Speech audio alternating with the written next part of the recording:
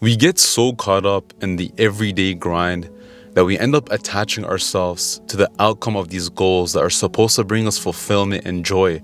But what we fail to realize is that our attachments to these outcomes ends up making us more miserable, because it's always, what's the next move? How much money do I need to make? What kind of house do I want? It's a never-ending cycle that keeps you feeling empty inside. It makes you wonder, why don't I feel secured? What if I told you your attachments are based on your fear of loss and insecurity? When we feel insecure, we tend to cling onto external things that we think will bring us satisfaction. The truth is, the more we grow our attachments to these external things, the more our fear grows towards losing these attachments. Think about a person you really love. The more you become attached to that person, the more fear you have of losing them. In reality, we are going to lose them. Those are the facts. One, they'll either perish just like everyone else, or they're gonna end up leaving us because the relationship didn't work out. And in life, we don't prepare for detachments like this, even though it's inevitable to happen. So that's why in this video, I will explore what it means to detach and how we can go about it. Detachment doesn't mean to stop enjoying pleasure. It means to start experiencing life fully because you are no longer overwhelmed by the fear of loss, by the fear of insecurity, and the fear of the unknown. Miyamoto Musashi was a Zen Buddhist and the greatest samurai to ever live, and he says, be detached from desire your whole life long. Now, I know it's impossible to completely detach from everything in life, because as human beings, we're inclined to naturally attach to things coming from our ego. The ego is real and it exists here in the world. Musashi was trying to tell us that chasing our egotistical desires like material riches only leads us astray, because the material world is an illusion. It's gonna perish just like everything else. It's an illusion of what's important. The only thing that is important is what's happening right now, the present moment. So why should we detach? Me and you are not entitled to the future because it doesn't even exist yet. And what's the point in dwelling in our past if it's already said and done? Realize that you are stressing over something that hasn't even happened to you yet, or you're stressing over something that is long beyond over your control. Your suffering is in your imagination. It is not your reality. You make it your reality. And you're choosing to take the one of suffering. Marcus Aurelius was one of the last 5 great emperors of Rome, even though he endured one of the worst hardships, and he still had this to say. Keep in mind that no one ever loses a life other than the one they are living, and no one ever lives a life other than the one they are losing. The longest and shortest life then amount to the same, for the present moment lasts the same for all. No one can lose either the past or the future, for how can someone be deprived of what's not theirs? That is why there's so many more people in the world that are more fulfilled than us, with less material things, because they realize what is truly important to them, and that is the people that they love and the present moment that they spend not stressing over stupid shit. They romanticize life and they always see the positives in the art of living. And that is what it means to detach, when you're fully present in the moment. What are you doing when you just have the time and space to just be? Because when you're truly focusing on what's going on around you without any distractions, that is what it means to live as a human being. So we must ask ourselves, how do we detach and become fully present? The first thing you can do is reduce your wants. So the Stoics knew that wanting less increases gratitude, just as wanting more destroys it. The Stoics saw that the key to a happy life was the art of letting go of your desires and wanting less in life, and truly being grateful for the portion you already have. By doing this, we hop off this hedonic treadmill, this endless treadmill of wanting more and more, and take real steps on the path of real contentment. This is a personal point coming from my experience, but the first thing you can do to reduce your wants is to stop giving and receiving gifts to every celebration. Every time you have a birthday, Thanksgiving, Christmas, anniversary, whatever it is, you associate these celebrations with gift giving and receiving. And when you have that expectation, you always have the expectation of wanting more things, especially when you don't need it. One simple advice that I can give you is just pick one celebration out of the year where you exchange gifts with people, or better yet, just drop this expectation of always expecting something from someone. I don't care if your love language is gifts, because I know you truly know inside that it's not gonna satisfy you. That material thing is gonna fade away just like everything. This is weird to say, but me and my girl have stopped the tradition of gift giving to each other. And honestly, the biggest thing I've realized is I wasn't any happier when we were giving gifts to each other. I was on a temporary high that faded away. So think about a possession that you bought for yourself or someone bought for you. Do you really have that on the top of your head every day? Do you really care about it that much? Or has that just become part of your everyday life, like your norm? So drop the expectation of gift giving and receiving, and you will detach yourself from the material world. The second thing you can do is reduce the limit of media. There are dozens of studies out there that clearly correlates the increased use of media to an increased desire to have more, be more, and do more. How's limiting the use of media going to reduce your wants? Well, what do all media have in common? Advertisements. And what do advertisements do to you? They put a want in your brain. I bet when you clicked on this YouTube video, you watched an ad on something that was putting a trigger in your brain to want something. What do you think if all you do is consume media? You will constantly get all of these wants indirectly, subconsciously in the back of your head that makes you brainwashed to believe that you need more every day. This strengthens your attachment to the material world. And what happens when you're scrolling social media? You're seeing everyone's highlights. You're seeing everyone's beautiful bodies. You're seeing everyone's best life.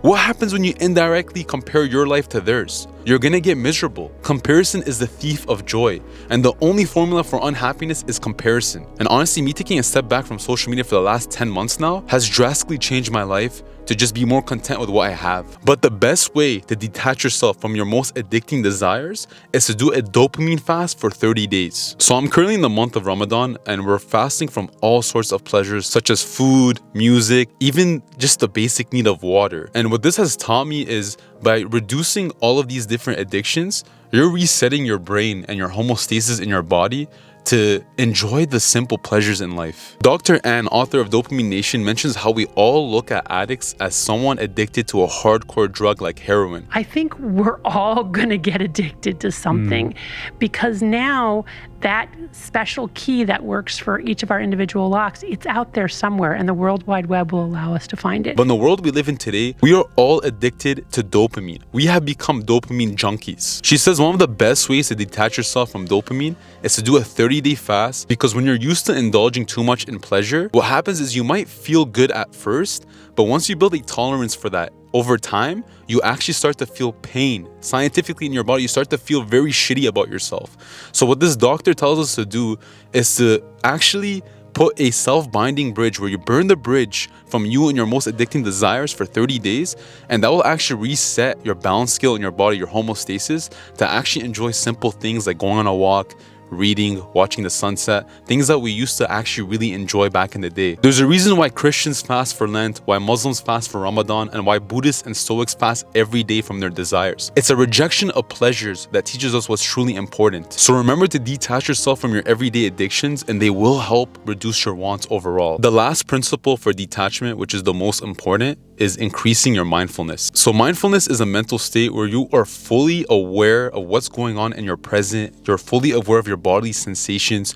If you're watching this video right now, how aware are you? How much are you paying attention to every single word I am articulating through this video? Or are you just partly listening to me while you're scrolling the comment section? Maybe you're driving, maybe you're in the gym. If you're giving this video your full attention and you're fully present eye to eye with me, that is what true mindfulness is. And the single best way to increase mindfulness is by praying and meditation. Just like how lifting weights builds muscle in the gym, meditating and praying builds your stats for mindfulness. There is no greater feeling than finishing a prayer or meditation. It's as if nothing in this world matters other than your peace of mind. By submitting yourself to a higher power, you are literally giving up every egotistical desire in that moment, because you're literally bowing your head to something beyond your understanding. And you know what's crazy? The second step of Alcoholics Anonymous is to actually accept a higher power, even though it has nothing to do with religion. It's by accepting a higher power, you're giving up control of everything around you and having faith in something else. That gives you a true peace of mind. By doing this, you are truly destroying your ego. Think about it. Every day we want to surpass people, we want high stats, we want to make money,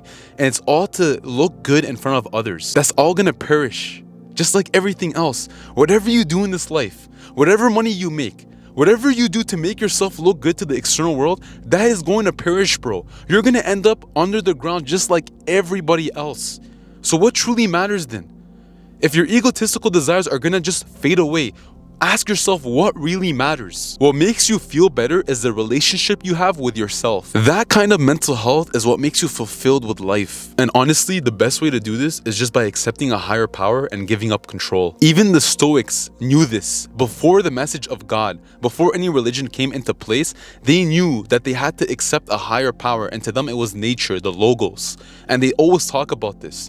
They know inside, by accepting a higher power, it freed them from the shackles of their desires. If you still don't believe me, I'll tell you this. One thing I realized is that as human beings, we've always worshipped something.